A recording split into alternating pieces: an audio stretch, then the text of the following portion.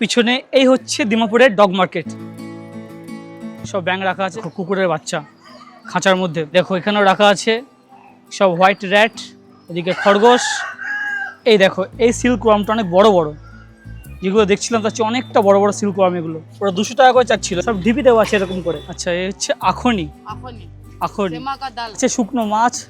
তার পাশে পিঁপড়ের মতো অন্য এক ধরনের পোকা, এগুলো সব মাছ, শুকনো মাছ। এগুলো বলছে আসাম থেকে নেওয়া আসা, 1000 টাকা করে কেজি দাম হচ্ছে। এই যে কৌটো, এই কৌটো হচ্ছে 100 টাকা। এগুলো সব রকমারি, সব রেশম কিট এভাবে সব বিক্রি হচ্ছে। এই দেখো মাশরুম, এদিকে রেশম কিট, বিভিন্ন কীড়া সব বিক্রি হচ্ছে এখানে। তো কেমন আছো তোমরা? নাগাল্যান্ড ভ্রমণের আরও একটা নতুন পর্বে তোমাদের সবাইকে স্বাগতম। ঘুরি বলছে সময় এখন সকাল 10:30। বর্তমানে আমি আছি নাগাল্যান্ডের রাজধানী শহর, নাগাল্যান্ডের প্রাণকেন্দ্র কোহিমা। সকাল সকাল আমি হোটেল থেকে চেক আউট করে নিয়েছি কোহিমা থেকে। এখন আমি ফিরে যাবো দিমাপুর।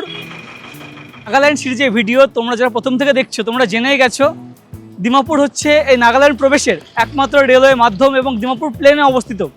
দিমাপুর থেকে কোহিমার ডিস্টেন্স প্রায় 71 কিলোমিটার এবং আসার জন্য শেয়ার গাড়ি, বাস ইত্যাদি আছে। তবে সেই গাড়ি সরাসরি এই কোহিমা সিটিতে আসে না। কোহিমা সিটি থেকে 5 কিলোমিটার দূরে আছে আইএসবিটি পর্যন্ত আসে, সেখান থেকে শেয়ারে বা রিজার্ভ করে আবার কোহিমা সিটিতে পৌঁছাতে হয়।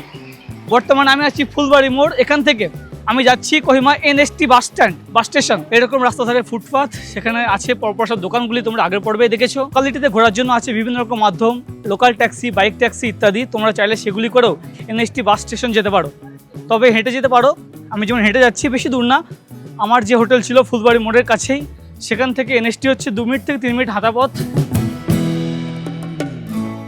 দুপুর প্রায় হতেই চললো, তাই ভাবলাম যে একবারে হেভি খাবার খেয়ে অর্থাৎ লাঞ্চটা সেরেই নিই, তারপর দিমাপুর উদ্দেশ্যে রওনা দিই। আমি নিয়ে নিয়েছি এখানে এসে ফ্রাইড রাইস। আচ্ছা এই এনএসটির এখান থেকে কিন্তু আইএসবিটি যাওয়ার জন্য শেয়ার গাড়ি পেয়ে যাচ্ছি। ফুলবাড়ি মোড়ের ওখানে আইএসবিটি যাওয়ার জন্য বলছিলাম, ওরা 200 টাকা করে চাচ্ছিল, যে গাড়ি রিজার্ভ করেছিল 200। আর এনএসটির এখানে চলে এলাম, এখানে শেয়ারে যাওয়া যায় এখান থেকে জনপ্রতি 50 টাকা দিয়ে। একার জন্য কিন্তু এটা ঠিক আছে, তবে যদি তোমরা গ্রুপ করে আসো 200 টাকা পুরো গাড়িতে রিজার্ভ করে যেতে পারো।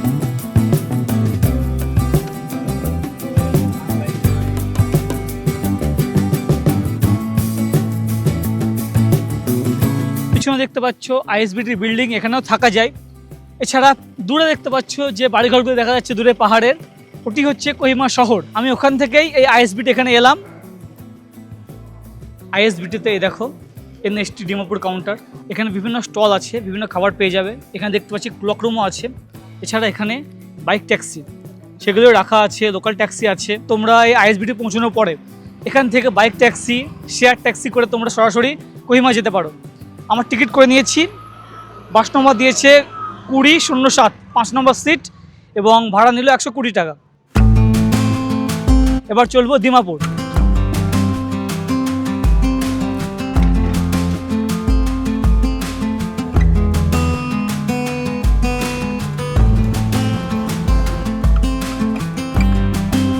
না 12:20 কোহিমা আইএসবিটি থেকে বার হয়ে বাসে করে আমরা এসে পৌঁছে গেলাম মাত্র 2.5 ঘন্টার মধ্যেই দিমাপুর।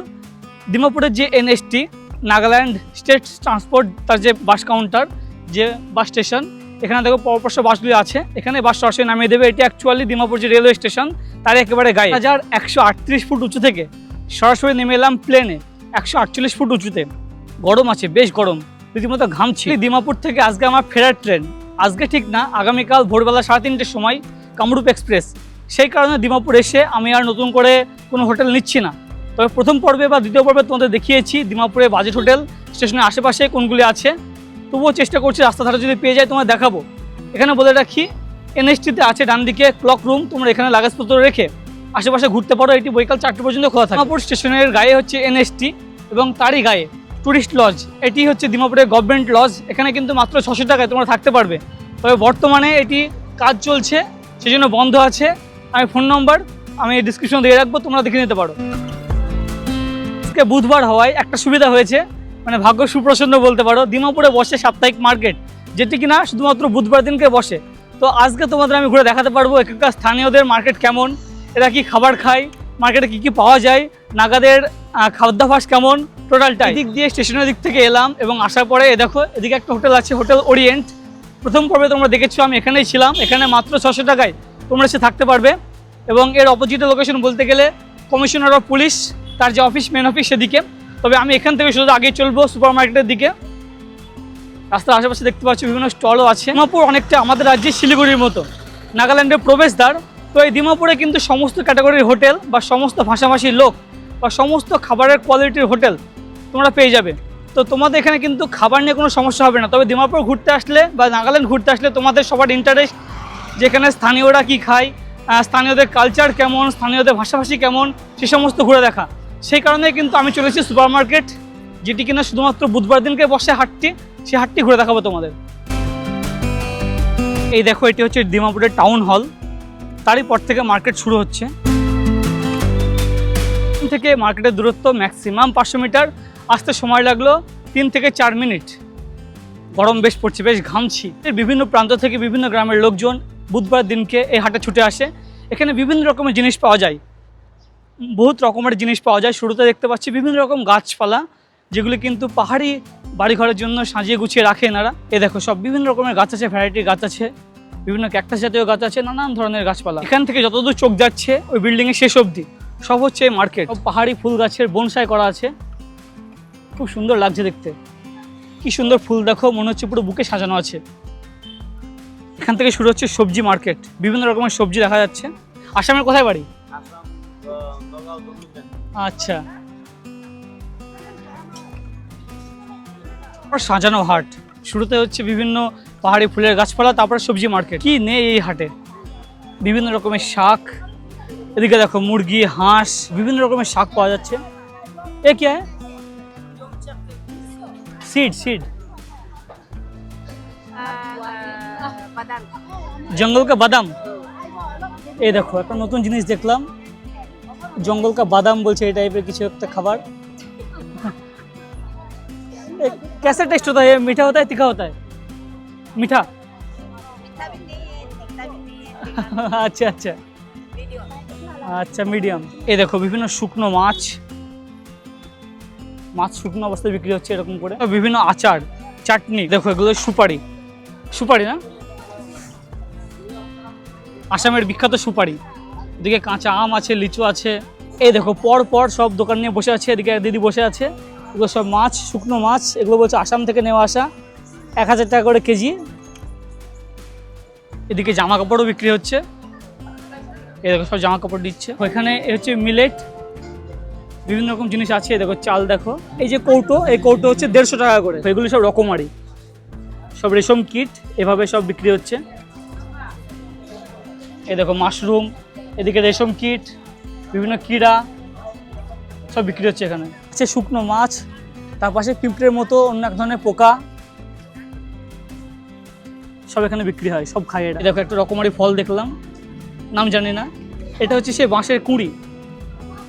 এটাকে এভাবে ছাড়িয়ে ছাড়িয়ে রাখছে, এখানে বিক্রি হচ্ছে এভাবে। লিচু আছে, ওদিকে আমলকি আছে। এই দেখো বাঁশের কুড়িগুলোকে এভাবে ছাড়িয়ে ছাড়িয়ে এখানে রাখছে এভাবে। একদিকে খাবারের দোকান, একদিকে জামা কাপড়ের দোকান, এক ট্রে গুগলি। এদিকটা জামা কাপড়ের মার্কেট, সব এরকম করে সাজানো আছে, সব নিচ্ছে এরকম করে বেছে বেছে। ঢিবি দেওয়া আছে, সেখান থেকে বেছে বেছে নিচ্ছে। এই দেখো বেগুন, দেখো লঙ্কা, নর্মাল লঙ্কা এটা। এই দেখো এদিকে বিক্রি হচ্ছে রাজাহাঁস, পাতিহাঁস, চীনা হাঁস, মুরগি, এদিকে পায়রা, রাজাহাঁসের বাচ্চা, সমস্ত খাবারের জিনিস কিন্তু এখানে দেখতে পাচ্ছি। বিভিন্ন রকমের চানাচুর, বিভিন্ন দৈনিক ব্যবহার জিনিসপত্র। এটা মনে হচ্ছে স্থানীয় সাবান। দেখো এগুলো হচ্ছে শামুক মতো, যেগুলো সমুদ্রের ধারে পাওয়া যায়। জ্যান্ত আছে ভিতরে, এই দেখো খোলসের ভিতরে আছে। এর পাশে ব্যাং, সব থোকায় থোকায় বাঁধা আছে। ওদিকে বড় গুগলি আছে, সব কিনছে সব। এই দেখো এদিকে রাস্তার ধারে জুতো, ছাতা, জুতো ইত্যাদি সব পাওয়া যাচ্ছে। अच्छा ये হচ্ছে আখনি। আখনি, আখনি सेमा का डाल, डाल जैसा है। अच्छा दाल का जैसे है। अच्छा अच्छा चटनी भी जाता है, सब्जी भी जाता है। আচ্ছা, খনি ইন্টারেস্ট ছিল যে কলা পাতায় মোড়া কি ওটা, ডাল জাতীয় বলে, চাটনি সবজি জাতীয় সব কিছুর সঙ্গে খাওয়া যায়। এটা অনেকটা পরিষ্কার দেখলাম, সেই কারণে আরেকবার দেখাচ্ছি তোমাদের। এই দেখো সব ঢিপি দেওয়া আছে এরকম করে। এখন আসছিলাম রাস্তার ধার দিয়ে, ভিতরে তো মহা মার্কেট, বিশাল বড় মার্কেট সব। এখানে শুরুতে দেখতে পাচ্ছি এরকম ব্যাং রাখা আছে, ব্যাং, গুগলি। এই দেখো এই সিল্ক ওয়ার্মটা অনেক বড় বড়, যেগুলো দেখছিলাম তার চেয়ে অনেকটা বড় বড় সিল্ক ওয়ার্ম এগুলো। সমস্ত নাগাল্যান্ড চত্বর ঘুরে আসার পরও আমার এখানে ভিডিও করতে সাহস হচ্ছে না। কোহিমা ঘুরেছি, কোহিমার সুখরাজি মার্কেট ঘুরেছি, কিন্তু এইভাবে যে কুকুর লাইন দিয়ে সাজিয়ে রেখে বিক্রি হচ্ছে সেটা কিন্তু আমি দেখতে পাইনি। ডিমাপুরের এই যে সুপার মার্কেট এখানেই দেখতে পেলাম, এবং ভিতরটা কেমন যেন হয়ে উঠলো। এই দেখো দূরে দেখতে পাবে কুকুরগুলোকে সব এভাবে রাখা আছে বস্তার মধ্যে,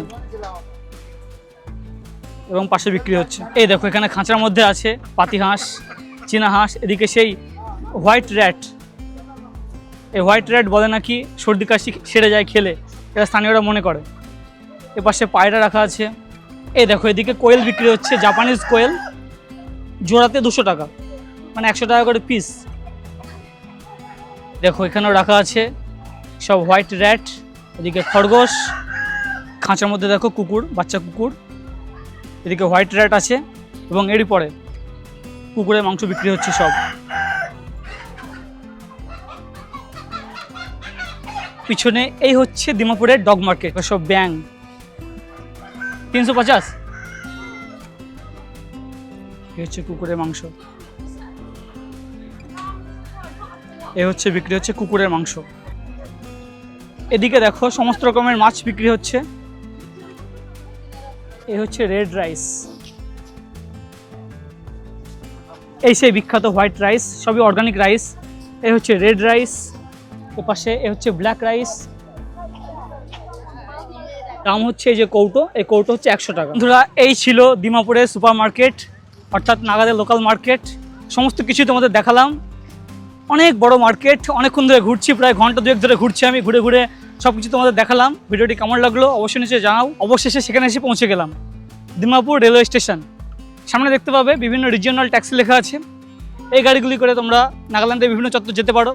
এখান থেকে কিন্তু তোমরা 330 টাকা বিনিময়ে শেয়ার গাড়ি করে পৌঁছে যেতে পারো কোহিমা। অনেক ঘোরাঘুরি হলো, আমার ট্রেন অনেক সময় পরে, এবার স্টেশনের ভিতরে গিয়ে রেস্ট করার পালা। স্টেশনের ভিতরে এপাশে বিভিন্ন টিকিট কাউন্টার আছে, এপাশে এনকোয়ারি, এবং এদিকে যাওয়ার পরে প্ল্যাটফর্ম। এই হচ্ছে আপার ক্লাস ওয়েটিং হল, এখানেই কিন্তু আমাকে অনেকটা সময় কাটাতে হবে। ভিতরে এসির বন্দোবস্ত আছে, ঠিক আছে, এখানে নিরিবিলিতে অনেকটা সময় কাটানো যাবে। এই আপার ক্লাস ওয়েটিং হলে ঘন্টা পিছু 10 টাকা দিয়ে এখানে কিন্তু আমি বুক করে নিলাম। আমার যে পিএনআর নম্বর ছিল, পিএনআর দিয়ে বুক করে নিলাম, এবং একটা জায়গা দেখি যেখানে গিয়ে অনেকটা সময় কাটানো যাবে। মানে সেখানে একদম পুরো ভিটে করে নিতে হবে, এরকম ব্যাপার। 6 থেকে 7 ঘন্টা, মানে 8 ঘন্টার বেশি সময় কাটাতে হবে এখানে আমাকে।